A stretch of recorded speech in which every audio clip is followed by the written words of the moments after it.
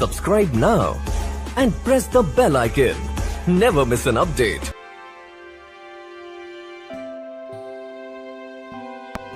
नया अहदनामा, जिसे इंजील शरीफ भी कहते हैं।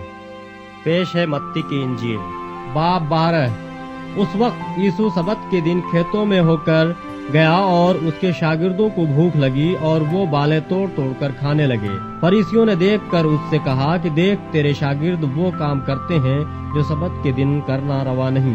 उसने उनसे कहा, क्या तुमने ये नहीं पढ़ा कि जब दाऊद और उसके साथी भूखे थे तो उसने क्या किया? वो क्यों कर खुदा के घर में गया और नसर की रोटियां खाईं, जिनको खाना न उसको रवा था न उसके साथियों को, मगर सिर्फ काहिनों को। या तुमने तौरात में नहीं पढ़ा कि काहिन सबत के दिन हैकल में सबत के हुर्मती करते हैं और बेकसूर रहते हैं? मैं तुमसे कहता हूँ कि यहाँ वो है जो हैकल से भी बड़ा है।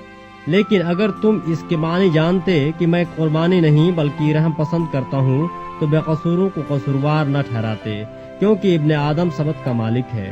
और वो वहाँ से चलकर उनके इबादत खाना में गया, और देखो वहाँ एक आदमी था जिसका हाथ सूखा हुआ था। उन्होंने उस पर इल्जाम लगाने के इरादे से ये पूछा कि क्या सबत के दिन शिफा देना रवा है? उसने उनसे कहा, तुम में ऐसा कौन है जिसकी एक ही भेड़ हो और सबत के दिन गड्ढे में गिर जाए तो वो उसे पकड़ कर न निकाले? बस आदमी की कदर तो भेड़ से भी बहुत ही ज्यादा है, इसलिए सबत के दिन नेकी करना रवा है। तब उसने उस आदमी से कहा कि अपना हाथ बढ़ा। उसने बढ़ाया और वो दूसरे हाथ की मानिंद दुरुस्त हो गया। इस पर फरीसियों ने बाहर जाकर उसके बरखिलाफ मशवरा किया कि उसे किस तरह हलाक करें। यीशु ये मालूम करके वहां से रवाना हुआ और बहुत से लोग उसके पीछे हो लिए, और उसने सबको अच्छा कर दिया और उनको ताकीद की कि मुझे जाहिर न करना, ताकि जो एशिया नबी की मार्फत कहा गया था वो पूरा हो के, देखो ये मेरा खादिम है जिसे मैंने चुना, मेरा प्यारा जिससे मेरा दिल खुश है। मैं अपना रूह इस पर डालूंगा और ये गैर कौमों को इंसाफ की खबर देगा। ये न झगड़ा करेगा, न शोर, और न बाजारों में कोई इसकी आवाज सुनेगा। ये कुचले हुए सरकंडे को न तोड़ेगा और धुआं उठते हुए सन को न बुझाएगा, जब तक कि इंसाफ की फतह न कराए। और इसके नाम से गैर कौमें उम्मीद रखेंगी। उस वक्त लोग उसके पास एक अंधे गूंगे को लाए जिसमें बदरूह थी। उसने उसे अच्छा कर दिया, चुनांचे वो गूंगा बोलने और देखने लगा, और सारी भीड़ हैरान होकर कहने लगी, क्या ये इब्ने दाऊद है? फरीसियों ने सुनकर कहा, ये बदरूहों के सरदार बालजबूल की मदद के बगैर बदरूहों को नहीं निकालता। उसने उनके ख्यालों को जानकर उनसे कहा, जिस बादशाही में फूट पड़ती है वो वीरान हो जाती है, और जिस शहर या घर में फूट पड़ेगी वो कायम न रहेगा। और अगर शैतान ही ने शैतान को निकाला तो वो आप अपना मुखालिफ हो गया, फिर उसकी बादशाही क्यों कर कायम रहेगी? और अगर मैं बालजबूल की मदद से बदरूहों को निकालता हूँ तो तुम्हारे बेटे किसकी मदद से निकालते हैं? बस वही तुम्हारे मुंसिफ होंगे। लेकिन अगर मैं खुदा के रूह की मदद से बदरूहों को निकालता हूँ तो खुदा की बादशाही तुम्हारे पास आ पहुँची। या क्यों कर कोई आदमी किसी जोरावर के घर में घुसकर उसका असबाब लूट सकता है, जब तक कि पहले उस जोरावर को न बांध ले? फिर वो उसका घर लूट लेगा।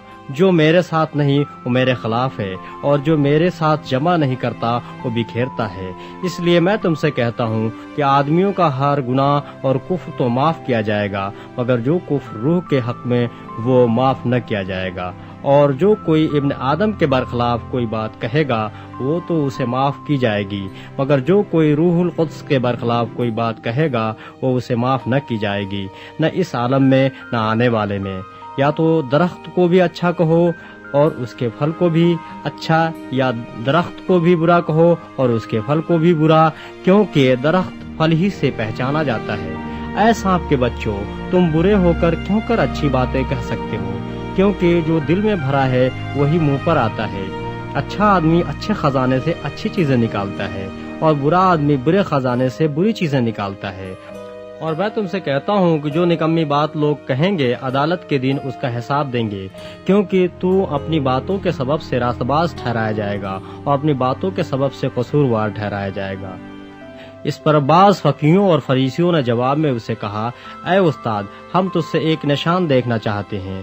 اس نے جواب دے کر ان سے کہا، اس زمانے کے برے اور زناکار لوگ نشان طلب کرتے ہیں، مگر یوحنا نبی کے نشان کے سوا کوئی اور نشان ان کو نہ دیا جائے گا، کیونکہ جیسے یونان 3 رات دن مچھلی کے پیٹ میں رہا، ویسے ہی ابن آدم 3 رات دن زمین کے اندر رہے گا۔ نحنو کے لوگ عدالت کے دن اس زمانے کے لوگوں کے ساتھ کھڑے ہو کر ان کو مجرم ٹھہرائیں گے، کیونکہ انہوں نے یونا کی منادی پر توبہ کر لی، اور دیکھو یہاں وہ ہے جو یونا سے بھی بڑا ہے۔ دکن کی ملکہ عدالت کے دن اس زمانے کے لوگوں کے ساتھ اٹھ کر ان کو مجرم ٹھہرائے گی، کیونکہ وہ دنیا کے کنارے سے سلیمان کی حکمت سننے کو آئی، اور دیکھو یہاں وہ ہے جو سلیمان سے بھی بڑا ہے۔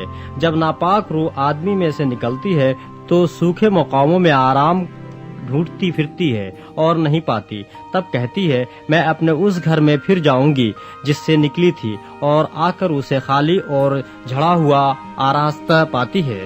پھر جا کر اور 7 روحیں اپنے سے بری ہمراہ لے آتی ہے، اور وہ داخل ہو کر وہاں بستی ہیں، اور اس آدمی کا پچھلا حال پہلے سے بھی بدتر ہو جاتا ہے۔ اس زمانے کے برے لوگوں کا حال بھی ایسا ہی ہوگا۔ جب وہ بھیڑ سے یہ کہہ رہا تھا کہ تو دیکھو اس کی ماں اور بھائی باہر کھڑے تھے اور اس سے بات کرنا چاہتے تھے، کسی نے اس سے کہا، دیکھ تیری ماں اور تیرے بھائی باہر کھڑے ہیں اور تجھ سے بات کرنا چاہتے ہیں۔ اس نے خبر دینے والے کو جواب میں کہا، کون ہے میری ماں اور کون ہے میرے بھائی؟ اور اپنے شاگردوں کی طرف ہاتھ بڑھا کر کہا، دیکھو میری ماں اور میرے بھائی یہ ہیں، کیونکہ جو کوئی میرے آسمانی باپ کی مرضی پر چلے وہی میرا بھائی اور میری بہن اور ماں ہے۔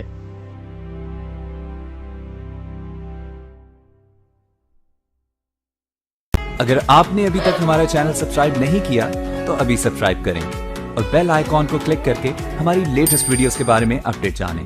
سبسکرائب کیجیے اور